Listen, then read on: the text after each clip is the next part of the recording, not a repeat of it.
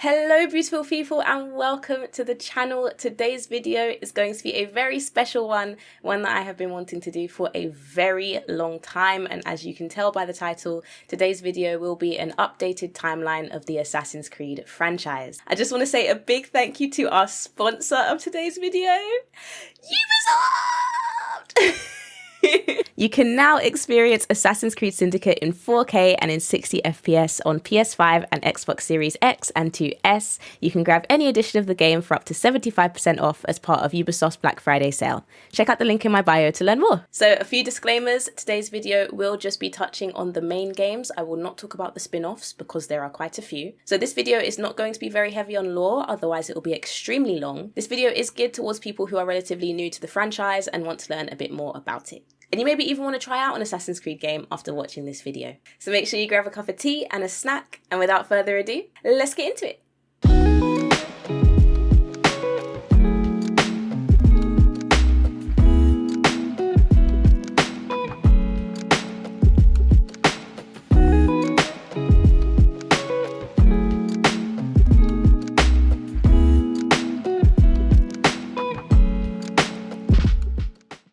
Our story begins in 431 BCE during the Peloponnesian War between Sparta and Athens. In Assassin's Creed Odyssey, you play as either Cassandra or Alexios, who are both descendants of Sparta King Leonidas I.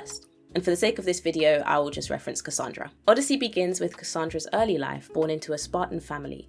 However, her family is torn apart and Cassandra is thrown into exile as a child. During her travels, Cassandra comes in conflict with a secret organization known as the Cult of Cosmos, who are responsible for much of the suffering and chaos in the world, as they manipulate political leaders and seek to uncover and use pieces of Eden, which are ancient powerful artifacts left behind by a precursor race of beings known as the First Civilization, or the Isu. The pieces of Eden and the First Civilization, or the Isu, are constants throughout the mainline games that connect the past and modern storylines, so throughout this video you will hear me talk about them quite a bit. In Assassin's Creed Odyssey, Cassandra had to confront and eliminate the leaders of the cult as part of her journey. The ending of Assassin's Creed Odyssey varies depending on your decisions, but central to all of this is the discovery of the Staff of Hermes Trismegistus, an artifact of immense power which grants its user immortality. The game can end with either a peaceful resolution to the Peloponnesian War, the destruction of the cult, or a darker conclusion where Cassandra's choices lead to unforeseen circumstances. If you do choose to play the DLC, Legacy of the First Blade, you will see how Darius, a member of the Persian elite, assassinated Xerxes I of Persia in 465 BCE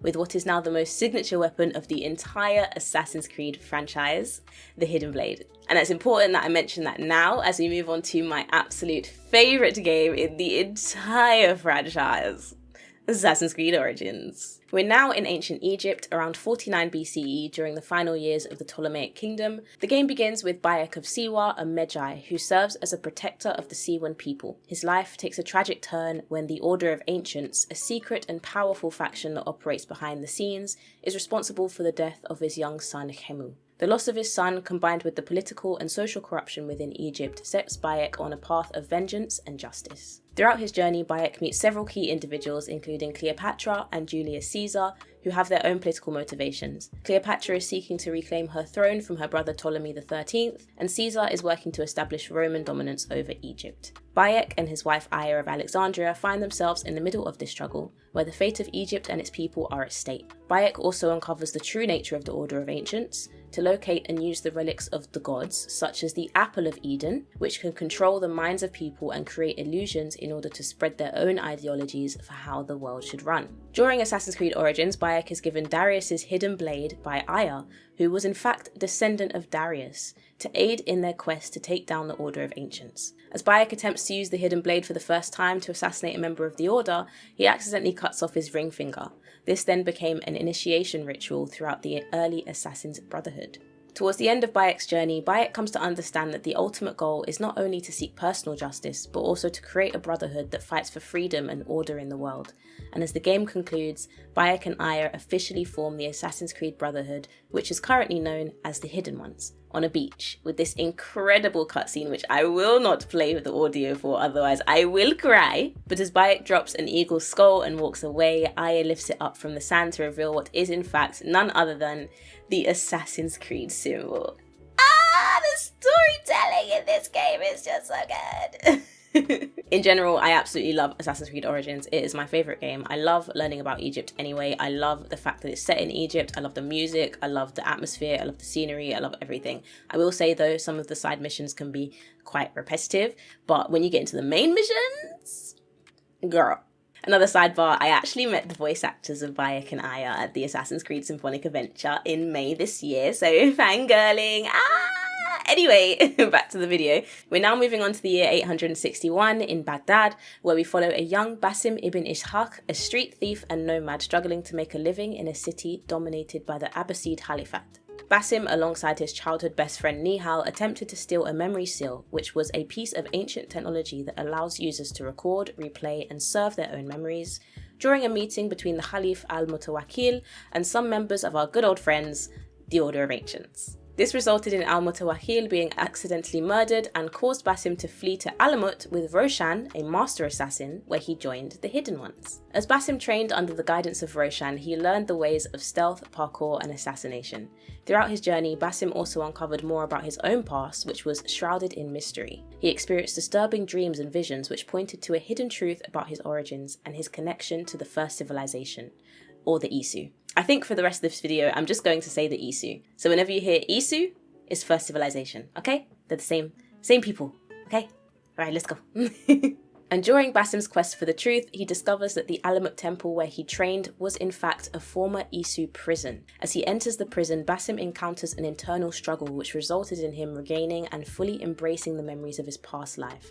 And as Basim takes up his hidden blade and leaves his life as a street thief behind, we can now move on to Assassin's Creed Valhalla. For me, Mirage was a very good ode to the old school Assassin's Creed games because they brought back smaller maps and similar gameplay mechanics in terms of parkour. I didn't think the game had much replayability just because it was so short, but I enjoyed it regardless. So if this video was in release date order, then I would have spoken about Valhalla before Mirage. So if some people have already played Valhalla, then they were able to understand the ending of Mirage a bit better. But for me who hadn't played Valhalla yet, Mirage made me want to jump straight into Valhalla, which is what I will be doing right now. Fast forward 11 years after the start of Mirage, and we are now in the year 872. We see a young child, Eivor Varinsson, witnessing the death of his father Varin. Into adulthood, Eivor's ambition is to lead his clan, the Raven clan, to new lands in order to secure a better future. Eivor meets Basim and Hytham, members of the Assassin's Brotherhood, who teaches Eivor the ways of the assassins, to hide in plain sight. Eivor and his clan, alongside his brother Sigurd, set sail for England. As Eivor and the Ravensthorpe clan settle in England, they occupied territories and made alliances throughout England with the help of Basim and Hytham. Eivor eventually uncovered the Order of Ancients' influence in the kingdoms of England and slowly eliminated its key members. Along the way, Eivor and Sigurd discovered that they too are connected to the Isu, similar to Basim. This discovery led Eivor, Sigurd and Basim to the Yggdrasil in Norway, an Isu supercomputer. Basim had ulterior motives though and confronted Eivor and Sigurd in the Yggdrasil. Eivor fought Basim and Basim was trapped in the Yggdrasil, with Eivor continuing on to lead the Raven clan. Fast forward to the Third Crusade in 1191, over 100 years later. The Assassin's Brotherhood and the Order, now known as the Templars, are still at odds. We meet Altair ibn La'ahad, who's been tasked with obtaining an ancient artifact that can control minds. Yep, it's the Apple of Eden again. When a mission to assassinate a key Templar figure results in the death of fellow assassins, Altair is demoted by his mentor Al-Mualim and now has to hunt down 9 key Templar figures in order to redeem himself. As Altair eliminates these Templar targets, he learns that his mentor, the head of the Assassin Brotherhood, Al-Mualim, has been manipulating and been using the Apple of Eden for his own ends. The final confrontation sees Altair defeating Al-Mualim and reclaiming the Apple of Eden, which he then hides away, realising the potential dangers of its power. A couple centuries later, we're at the start of the Italian Renaissance, where we meet Ezio Auditore da Firenze.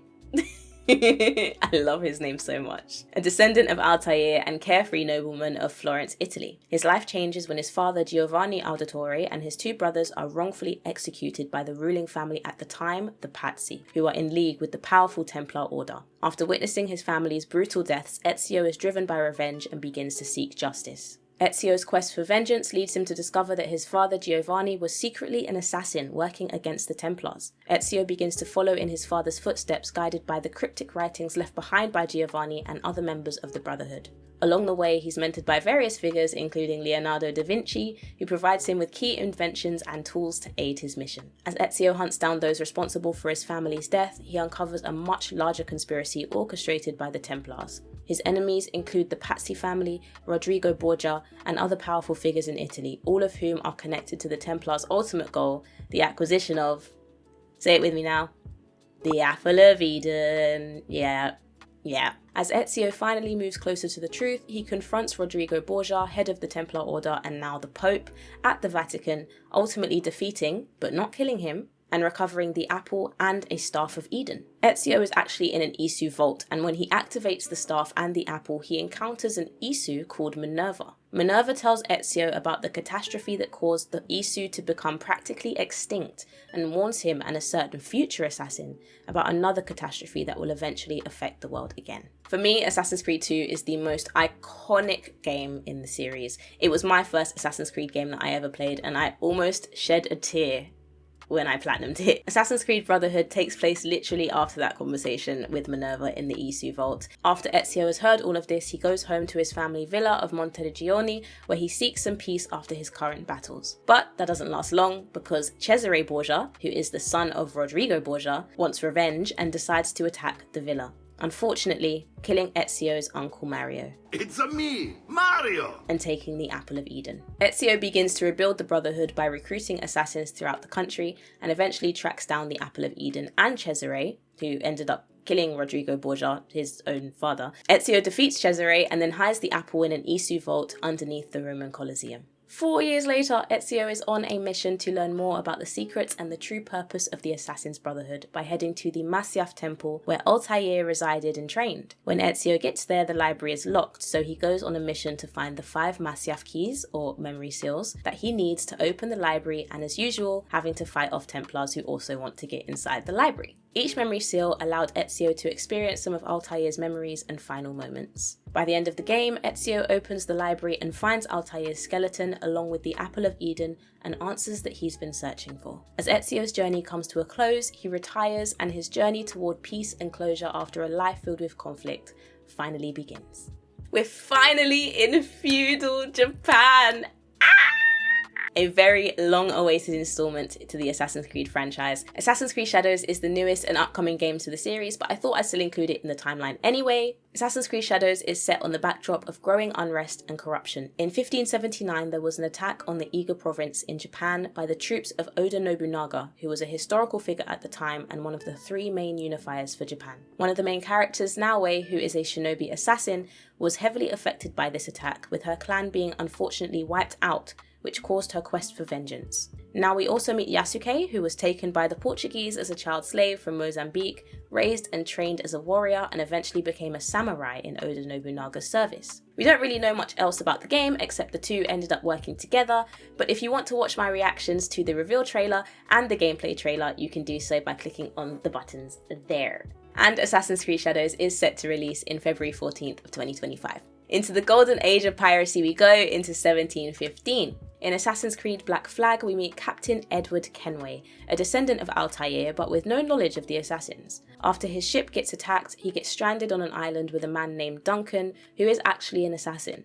Edward kills him, takes his identity, and attends a meeting in his place where he learns about the Templars and their mission to find an ancient Isu site known as the Observatory, which allows them to find anyone on Earth with a sample of their blood. Edward tracks down someone called Bartholomew, who was the key to opening the way to the observatory, but Bartholomew betrays Edward, getting him put into jail. Edward is then freed by the assassin mentor Artabai and joins the assassins to eliminate Bartholomew and seal the observatory away. Edward's story ends with him returning to England to be with his daughter as he promises to uphold the Assassin's Creed forever.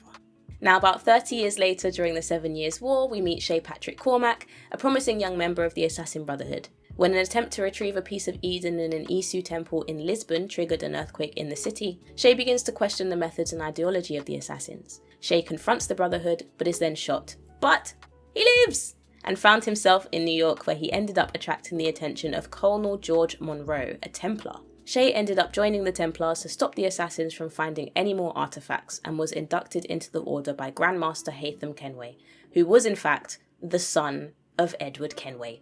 Shay ended up hunting assassins down one by one. The last hit on his list, however, was a French assassin called Charles Dorian. Remember that name,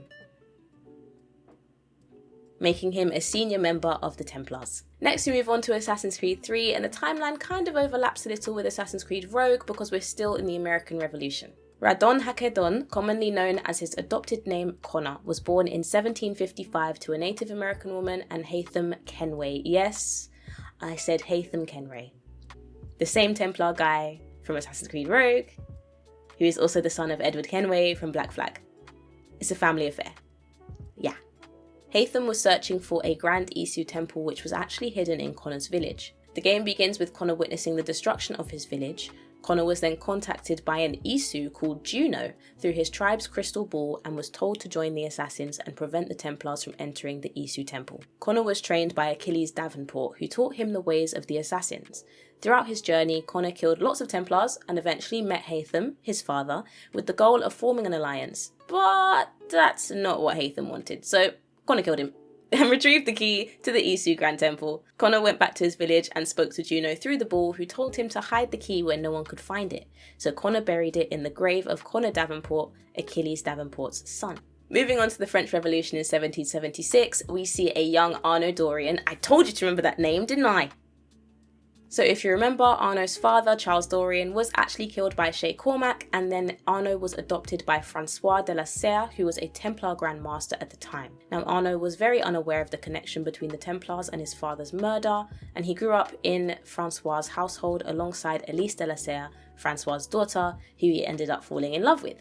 Years later, Francois de la Serre was murdered, and Arnaud was set up to take the fall for his murder and ended up in jail. While he was in jail, Arnaud met Pierre, an assassin.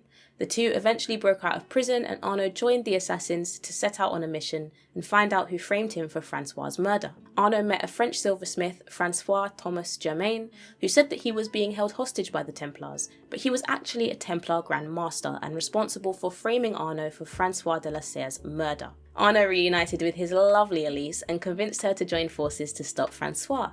Pierre, however, didn't like that and killed an assassin mentor, Mirabeau, for supporting Arnaud.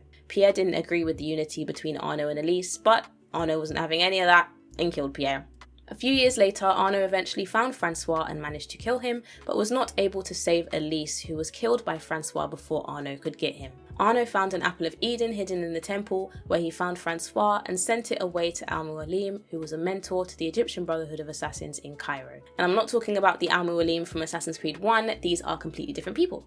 And now we come to the final game in the video and the most recent in terms of chronological order, Assassin's Creed Syndicate. In 1868, set during the Victorian Industrial Revolution, we follow twin assassins Jacob and Evie Fry, who are attempting to reclaim control of the city from the oppressive grip of the Templar Order, which is led by Crawford Starrick, a ruthless businessman and head of the Templar organisation in London. To help with this, Jacob founded a criminal syndicate called the Rooks, where they enlisted people to help with taking down Templar gangs, while Evie was on a mission to find the Shroud of Eden, a piece of Eden that Crawford Starrick was after. Evie's search for the Shroud ended up taking her to the mansion of Edward Kenway, where she found a map showing her all of the assassin vaults hidden in London. The twins eventually found the Shroud of Eden and tracked Starrick down to a vault in Buckingham Palace, where they assassinated him and returned the Shroud. The game ends with Jacob and Evie solidifying their place in the Assassin's Brotherhood, having restored balance to the city and brought an end to Starrick's reign. And now you can experience Assassin's Creed Syndicate in 4K at 60 FPS on PS5 and Xbox Series X and 2S. You can grab any edition of the game for up to 75% off as part of the Ubisoft Black Friday sale. Check out the link in my description to learn more. Where are they now? What happened to the assassins? Where are the Templars, you might ask? Well, that, my friends, is a story for another day. Thank you so much for watching this video. I hope you enjoyed. There was so much I could have covered in this video because the lore is extremely extensive when it comes to Assassin's Creed. But again, I made this video with the hopes that people who are relatively new to the franchise and want to learn a bit more about it would still be able to understand some of the things that have happened in Assassin's Creed. So let's have a chat in the comments section. Let me know if you are interested in playing any of the other Assassin's Creed games. Are you looking forward to Assassin's Creed Shadows? What are we saying? Again, thank you so much to Ubisoft for sponsoring this video. I'm so grateful. If you're interested, please do check out the Ubisoft Black Friday sale. The link is in the description below. I hope you have a wonderful morning, afternoon or evening wherever you're watching me from in the world, and I'll see you all in my next YouTube video. Bye!